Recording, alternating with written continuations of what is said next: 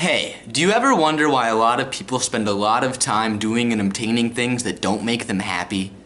Me too. One explanation can be found in The Theory of the Leisure Class by Thorstein Veblen. I would hold up the book, but I let somebody borrow it and they never read it. However, that's totally okay because it's public domain, which means that anybody with internet access can go read it for free right now. So why are you watching this video? Come on, go read this really cool book. Seriously, I will wait. Congratulations, now you have an entirely new view of American culture and you're throwing around terms like pecuniary emulation and conspicuous consumption in everyday conversation.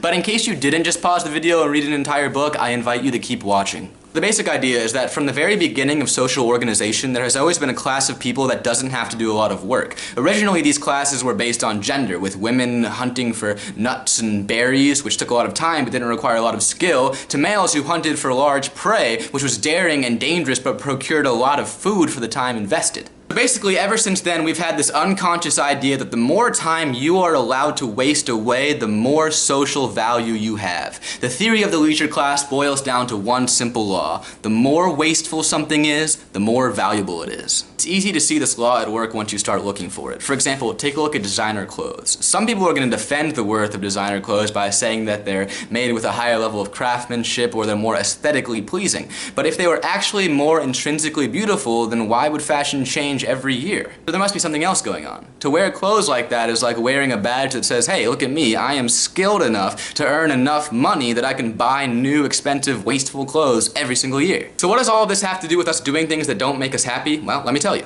Even though most of us work for a living, so we're not really in the leisure class, we still try to emulate the leisure class. The brutal irony is, we trade away hours of our lives in order to buy things that make it look like we don't trade away hours of our lives. By the way, it's not just products that gain value as they become more wasteful, it's people too. When you go out to eat, it's easy to judge the quality of a restaurant by how many people it takes to take care of you. At the low end of a spectrum, you might have one person take your order, hand you your food, which you will then clean up yourself. But at a fine dining restaurant, one person will greet you and bring you to the table, another person will give you water, another person will take your order, another person will bring you your food, a chef or a manager will come out to make sure everything's okay, and then someone else will come to clean off your table when you're done. The value of the experience is equivalent to the amount of people's lives wasted on it. This law even extends to a physical view of ourselves. There was a time when it was considered more attractive to be pale and overweight because it removed all associations with laborers who get skinny and tan from working outside and not eating a lot. Nowadays, the average laborer works inside and is sedentary, so being pale and overweight is unattractive. The physique that we desire is most easily achieved by paying for a gym membership and a personal trainer and buying expensive, healthy foods.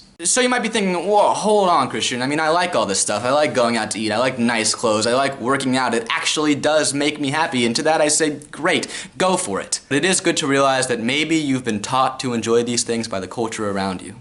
And maybe if you look hard enough, you can find that there are things in life that have always made people happy with or without the leisure class.